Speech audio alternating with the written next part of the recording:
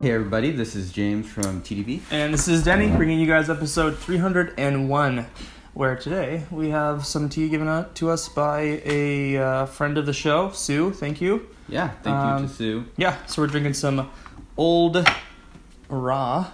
Yeah. It's very fluffy. It's a Dayeh, which I think is big leaf of some sort. Yeah, gorgeous looking. Yeah, so I had the pleasure of visiting Sue in Malaysia in December, so she was nice enough to give both of us some tea. Yeah. So excited to feature this one on the show. I've had it once before, and I enjoyed it. It smells amazing. It smells old. And she also gave us some really cool cups that were pretty old. Yes. So I've been using those. And they're not these cups. they're not these cups. Look at that color. Yeah, you can tell. All right, get your nose in there. And so, Denny, what's your process for brewing something like this? My goodness. Ooh, smells earthy, Yeah, seriously. woody, and old, and wonderful. Yeah. I think these are the kind of teas that can take a fair amount of shock and perform really well. Wow, it's really good quality, looking really clean, even just the rinse. So maybe we'll go ahead and drink this first one here. We have about 5 grams going on in here in a, how many mils is this? It's about 75. Oh, okay. Yeah, Gosh, 75, 80, yeah. And yeah, a tea like this can definitely handle that. Process, pretty straightforward. We're going to do some flash deeps, see how we think, what we think about that. And plenty of smelling. And a tea like this is pretty robust. Dark So it is, my goodness. flash steeps, or you could even brew it a bit longer, and I think it'd be also okay, but we'll play it by ear. Absolutely, yeah. It's going to be, I think, become a much redder color, but right now it's a nice auburn. Yeah. Really clean for the profile. Exactly. As Denny has said. Yeah, I mean, it looks, yeah. And the smell is great. I think at this point in, at least my tea drinking career, I could probably just smell the dry material and kind of guess that it has that age on it. It just smells... There's such a characteristic with these old raws, and yeah, it's in spades. So. Yeah. So if you smelled this, you would be able to be like, this tea is 26 years, 4 months, and 3 days old. Yeah. You know your friends when you like, it's like leading up to the punchline, and I'm already like, you. The bullshit. It's like I lower my left shoulder by 2 degrees. Yeah, we'll see. We'll see how this goes. It does smell more than 10 years old, though, for sure. Oh, no, it's much older. Yeah, so, cheers. Let's give it a shot.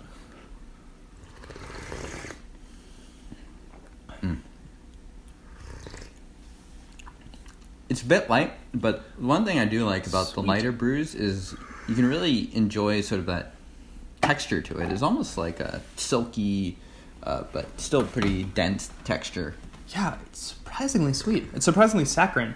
A lot of those flavors tend to kind of wear off, if you will, with age. And my goodness, look how dark it is. Like deep purple red. Beautiful. Really big leaves.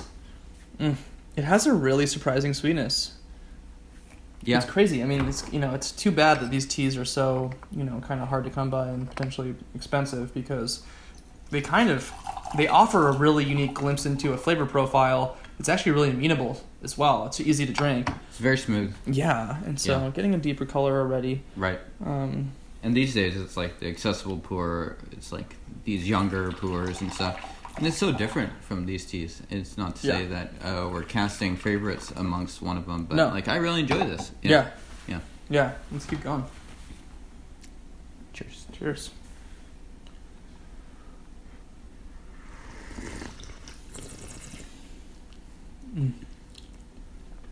Sweet, vegetal, earthy. Yeah, really woody.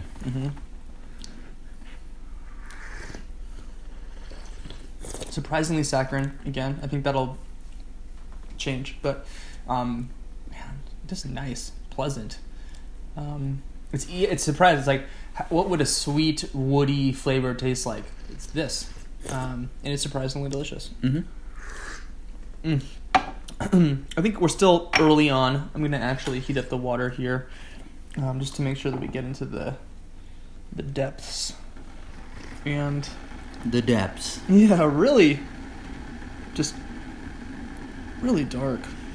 So we're gonna skip over the mom test real fast and ask how this will do at the Denny Ultralight Challenge.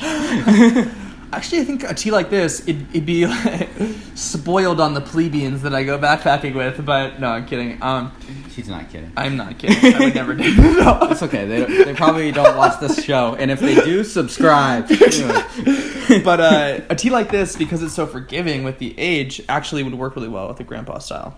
I feel like there's something about this too. Maybe it's I don't actually go on the ultralight challenge myself, but I feel like there's something about it that's very sort of like fits very well with sort of like a natural woody. Oh, absolutely. I mean, just the aromas themselves are so similar.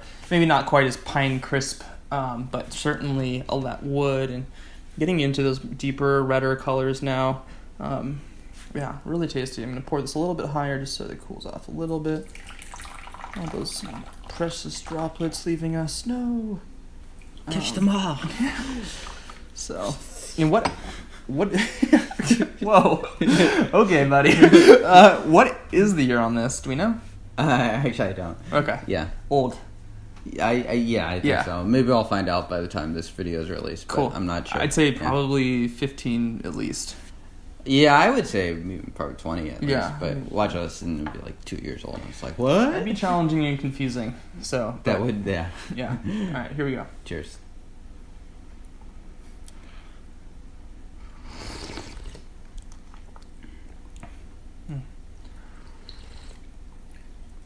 So balanced, so smooth. I mean, we're gonna torture this a little bit and see how it performs, but yeah, it's just it's a kind tea to brew. It's easy to brew for sure.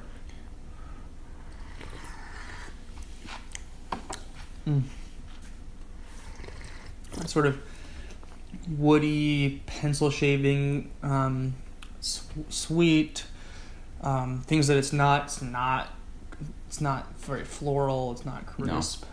It's very round. It's very soft. It's very bassy. There's not a lot of high notes or anything like that. Yeah. No fruit or anything like that I can pick up on. Yeah. It's not grassy. There's not any of that sort of Yunnan corn. It's just beautifully earthy. It's not particularly even like medicinal or mushroomy. Yeah.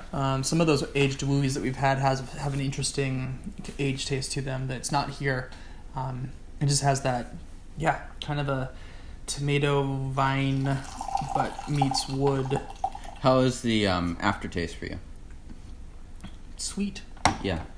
Yeah, very, very sweet, comfortable. Yeah, lingers, back of the mouth, top Definitely. of the throat, yeah. And getting into those, a gorgeous nice, color. Yeah, a nice red. Really has brewed up clear the whole time, including the rinse. So, definitely has been taken care of. And especially with material like this that's so fluffy, it's easy to, forget about something and then have it be disregarded, and then suddenly you have a pile of like dust. But this has been, well aged. Well taken care of, certainly. Yeah. Yeah. No one sat on this tea, for instance. The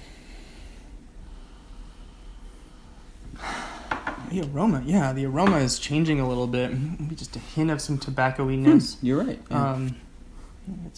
I wouldn't have expected that, actually. Yeah, but it has a uniqueness there for sure. Smells great still. Yeah. It almost like just switches wood tones just a little bit. Yeah. Deep number 4, correct? Yeah. Sure. Sure. Whatever you say.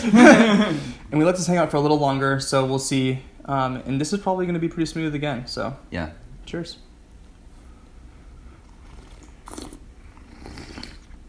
It's good. I think I'd like it even more.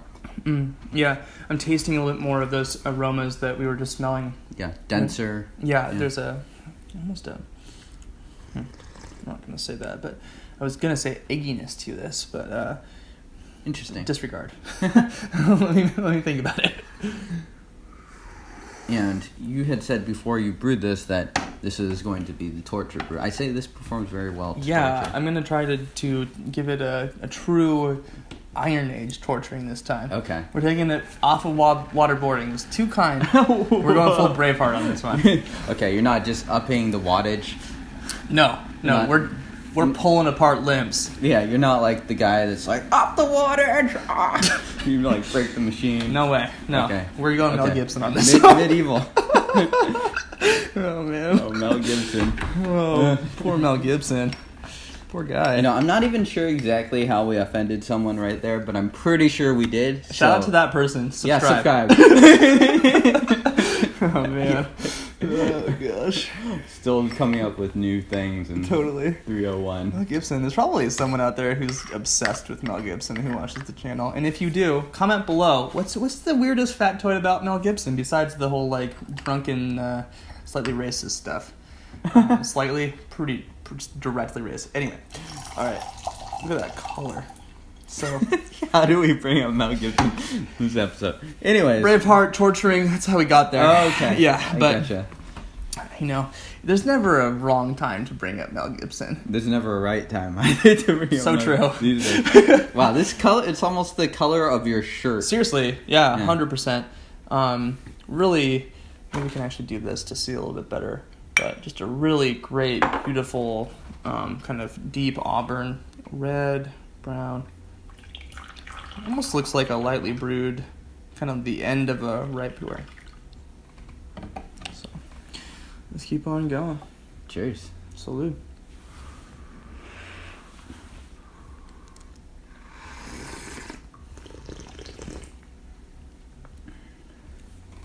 Just a bit more vegetal now.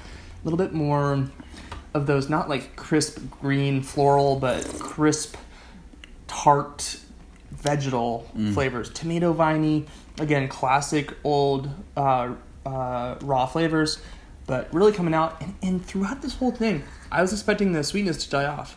No, it's still very sweet. Yeah. Very saccharine. I feel like it's a high brew. Like it's not as like, like deep, bassy. Okay. It still has not crispness, but just the sort of higher notes, elevated flavors. So you'd say for this style of tea, maybe it retains more of those high notes. Yeah. Yeah. Or another way to put it might be that it wouldn't be necessarily something to finish a long session with friends with. It's something to maybe bring on as a special tea, but still something that you can finish with something really potent and strong later on. Right. It's just soft on the palate and balanced. Yeah. This is not overly strong at all, in my opinion. No, Yeah. and we're not. Again, we Mel Gibson, and we're still not at the true earth shattering. And frankly, I don't even know how we would, because the Gaiwan, or rather our brewing vessel here, is really pretty full with leaves. So You could always fit more. You just push it down a little bit. Yeah. What about the body feel of this tea? Any Pu'erh? I'm not getting a crazy rush of energy. Right. Necessarily. So in that sense, it's almost more of a comfortable brew too. Definitely, yeah. It's not quite intoxicating in the same way that some of these teas can be. Yeah. Yeah, it's very pleasant. It's mild. Not mild. Mild's the wrong word, because it's still quite strong and potent. But it has plenty of oomph, but it's not abrasive in any way. Really would pass the mom test, I think, throughout this whole brewing process. Yeah. And I do actually get a little bit of body feel from this, but it's come a lot slower. It's not like, oh my god, I'm bouncing off the wall here from the energy of the tea. It's been slower and more comfortable. Like, this is something that I could drink just about every day, in my opinion. Yeah, seriously. Yeah, I mean, if only this were affordable enough to do so. But yeah, if I had. This is a special tea, definitely. So thanks again, Stu. Yeah, thank you. Yeah, really great. Always a pleasure too, and yeah, yum. We'll call this our last one. I think we'll end up continuing to drink this though. Yeah, this tea is not close to done. Yeah. Yeah. Cheers. Cheers.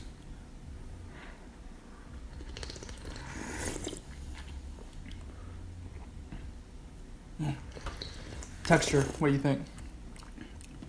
It's nice. It It almost reminds me of the first steep. Yeah. This one's a little creamier, a little bit lighter than last steep, but still pretty good. It has a great balance with these typically kind of complicated and confusing flavors. How is it that a woody tomato vine flavor has a sweetness and balance? I don't know, but it does. Right. And it's wonderful. So Yeah, and it's very natural sweetness. It's not like a sugary sweetness or anything like that. Yeah, definitely. And earlier I said that I was not getting any fruit or anything like that. I'm actually getting some fruit now. Like some of those more like lychee fruits and things like that. Dark fruits. Yeah. But yeah, delicious. yeah, Such a pleasure to drink. Thank you guys so much for thank everyone you, Sue. who Yeah. sent us tea and who primarily James has met to chat about tea for sure. So great. Can you guys grab this anywhere? I don't know. Probably not. Sorry, but you know, share your tea stuff. Start a YouTube channel. Parody us on the internet and subscribe, of course. Yeah. But you know, one of the coolest parts about the community is sharing some kind of special, unique teas like this. Certainly, we get to experience more than the average bear, and it's Absolutely. awesome. So, James, if folks want to learn more about weird, esoteric tea in general, Yeah, they should come check us out on TeaDB.org. This is episode number 301, which means that there were 300 episodes before this. That's a lot of episodes, so go back and find out the weirdest sounding tea, and hopefully it won't disappoint you. Hit the subscribe button if you want to hear from us more. Hit the like button if you enjoyed this video, and we'll see you all next time. Cheers. later.